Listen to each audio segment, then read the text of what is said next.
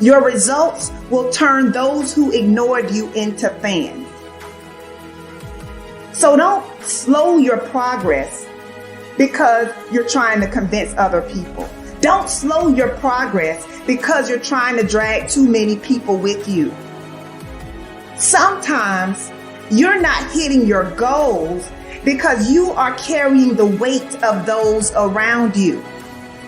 And some people are just not ready to go where you are going, and you've got to recognize that. Do not yield to distractions. Focus on you. So many people dream big dreams, but they never take any action. If you don't believe in yourself, you've already lost the battle. Not believing in yourself is a losing battle because either you won't try at all or you will convince yourself that you can't do it. And when you convince yourself that you can't do it, your results are going to confirm what you believe. And when your results confirm what you predicted, then you're going to say, see, this is who I am. Why should I even try? That is where you begin to fall short of your goals. You fall short of your goals when you predict that you're not going to hit them. And sometimes you're too focused on probability. You're asking yourself, well, what's the likelihood of this happening? Versus focusing on the possibility. Asking yourself, how would my life change if I accomplish this? Ask yourself that question. And don't wait on approval from anyone outside of you.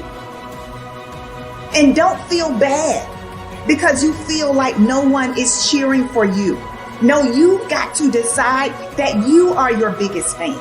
You've got to decide that you're going to finish what you started if you don't have one person supporting you. If nobody acknowledges you, acknowledge yourself. If nobody supports you, support yourself. You achieve your goals only when you are disciplined enough to keep showing up when you don't feel like it. So don't just talk about what you want to happen. Commit to making things happen. Be an action taker. And recognize that you don't have to be jealous of anyone. You don't have to compare yourself to anyone because you have the ability to create the life you want. So how about this? How about you try comparing yourself to the person you were 30 days ago? Over the last 30 days, have you learned and implemented something new? Are you mentally and emotionally stronger than you were 30 days ago? Have you stressed yourself or have you pursued comfort? These are the types of questions that you should be asking yourself. Why? Because winning requires focus. Winning requires intention. It's not enough to just do physical strength training. Physical strength training is not enough. You also have to train your mind to handle stressful situations. You also have to increase your capacity to handle rejection and disappointment. Why? Because when you train your mind to be strong, you are less likely to quit when you encounter resistance. So what do you believe about you? How do you talk to you about you?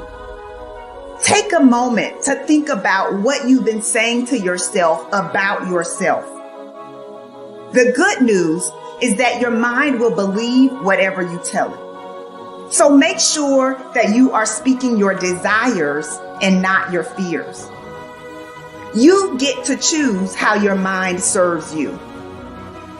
You get to choose whether or not you will pursue peace or toss and turn at night because you're not seeing the results that you desire to see.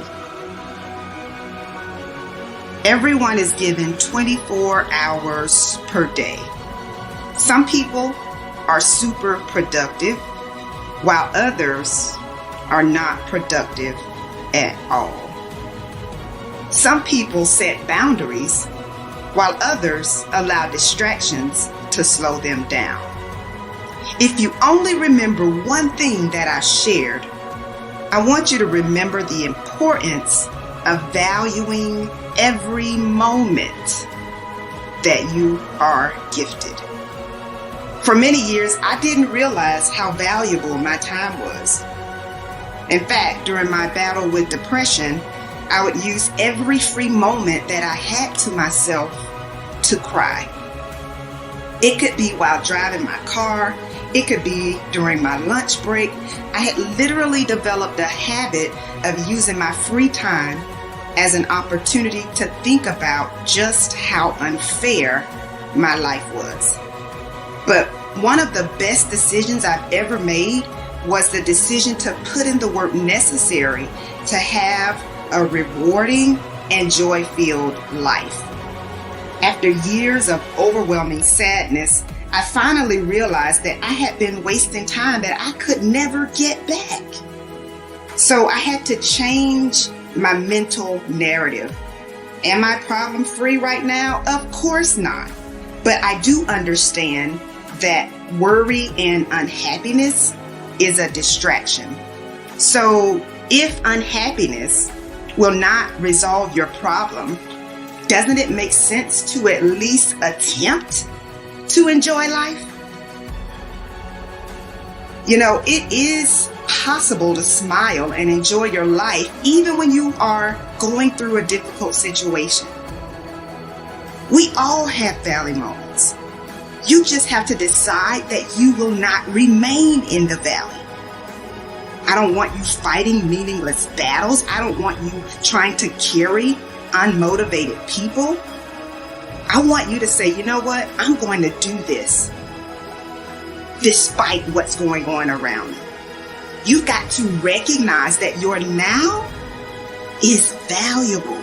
You've got to recognize that your now is critical to your success. So I have one last question for you. How will you use the gift of now?